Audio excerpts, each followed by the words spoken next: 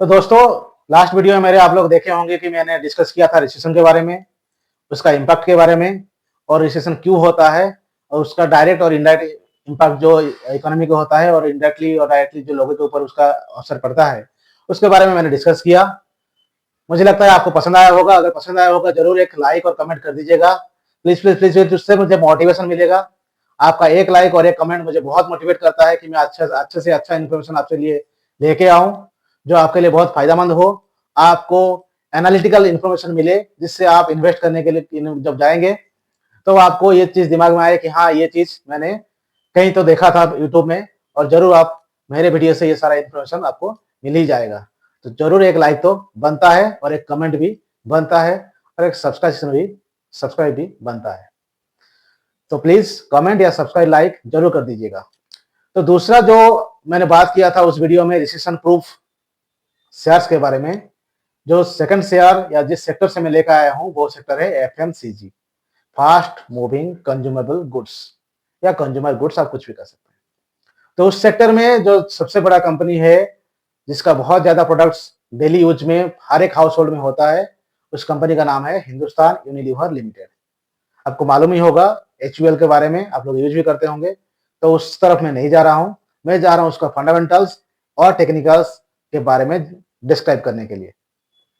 तो एचयूएल का फंडामेंटल आप देखेंगे कि लास्ट 17 साल में, लास्ट 17 ईयर्स से 12 साल तक, मतलब 17 साल में 12 साल इस कंपनी ने पॉजिटिव रिटर्न दिया है इस अप्रैल के मंथ में, मार्च और अप्रैल के मंथ में, जिसका हाईएस्ट एवरेज रिटर्न जो है 14% रिटर्न आपको देखने को मिला है एक महीने में, 12 साल। इसका अगर आप देखेंगे CAGR 5 ईयर्स का तो वो 9.15 से 11.25 तक रहता है। यानी लास्ट 5 साल से कंसिस्टेंट रिटर्न जो इस कंपनी ने बना के दिया है वो 9% से लेकर 11% तक है। चाहे मार्केट पॉजिटिव हो, नेगेटिव हो, मार्केट में रिसेशन आ जाए, कुछ भी हो जाए, तो इसका कंपाउंडिंग एनुअल ग्रोथ रेट जो है वो बहुत ही अच्छा देखने को मिलता है। बात करेंगे इसका पी का, पी आप देखेंगे कि 50 से अबव है, लेकिन सेल्स टू इक्विटी रेशियो आप देखेंगे तो वो 91 करीब है, जो कि बहुत ही रीजनेबली प्राइस वैल्यू है।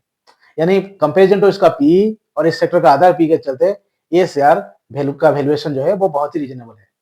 आपको लगता होगा अगर ये पी तो बहुत ज्यादा है, बहुत ही हायर साइड है, लेकिन भाई आप वैल्यूएशन भी तो देखो, कितना बड़ा कंपनी है। All over the India, all over the world इसका बिजनेस चलता है।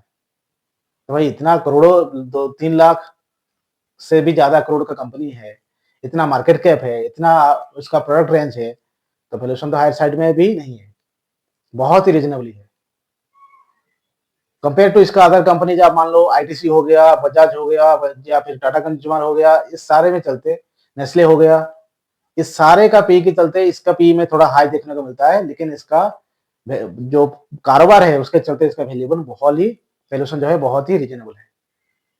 तो पैनिक का कोई बात है ही नहीं।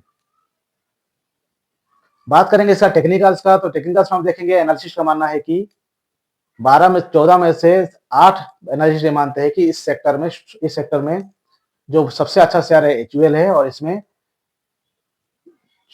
14 एनालिस्ट ये मानते हैं कि स्ट्रॉन्ग बाय का रिकमेंड करते हैं। एनालिस्ट का मानना है कि इसका जो अभी ग्रोथ देखने को मिलेगा, जो ग्रोथ यूएस टैरिफ से, यूएस इकोनॉमिक स्लो से कोई इंपैक्ट होने वाला नहीं है, क्योंकि इसका पूरा कारोबार इंडिया में रहता है, उसका एक्सपोर्ट यहाँ से नहीं होता है यूएस की तरफ। या एफएमसीजी में कोई भी टैरिफ जो इस कंपनी के ऊपर लगने वाला है, इसका इंपैक्ट आने वाला है, ऐसा नहीं है। तो इसका आने वाले दिनों में ग्रोथ स्ट्रक्चर बहुत ही अच्छा रहेगा। कंपनी का नेट प्रॉफिट फिलहाल 1.2% का ग्रोथ रेट में चल रहा है, लेकिन आने वाले दिन में इस सेक्टर में इस शेयर का जो कंपनी का जो वैल्यूएशन है, जो बहुत ही अट्रैक्टिव लग रहा है, जिसके चलते इसका रेवेन्यू और नेट प्रॉफिट में बहुत ज्यादा ग्रोथ देखने को मिलेगा।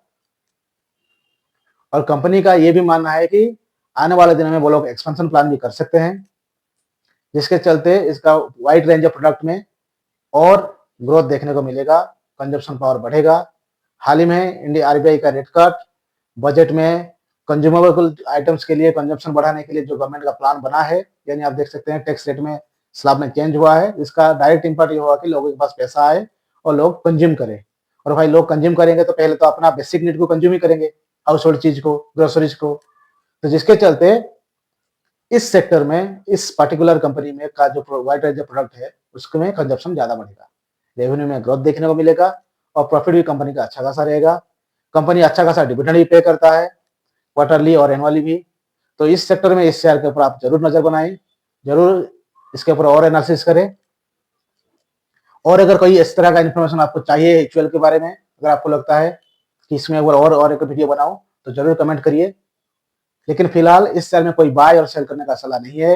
ये इन्फॉर्मेशन सिर्फ आपका एजुकेशन के लिए, पर्पज के लिए है, जो आपको एजुकेट करेगा और शेयर इन्फॉर्मेटिव आपको टेक्निकल और फंडामेंटल चीज बताएगा, जिससे आपको इन्फॉर्मेशन जो आपको मिलेगा वो आपके लिए फ्रूटफुल हो और अच्छा हो। Thank you.